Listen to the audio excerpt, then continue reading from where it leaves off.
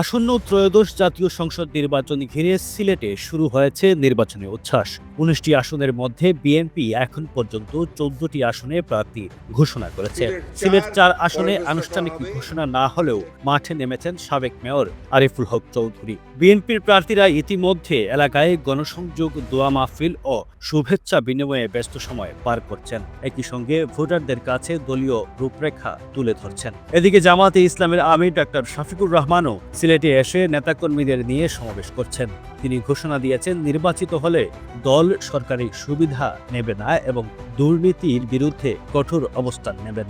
সব মিলিয়ে সিলেট এখন নির্বাচনী উত্তাপে গরম। চায়ের দোকান থেকে মহল্লা, সবখানেই আলোচনায় কে জিতবে, কার অবস্থান কতটা শক্ত, সেই নিয়েই চলছে সরব আলোচনা।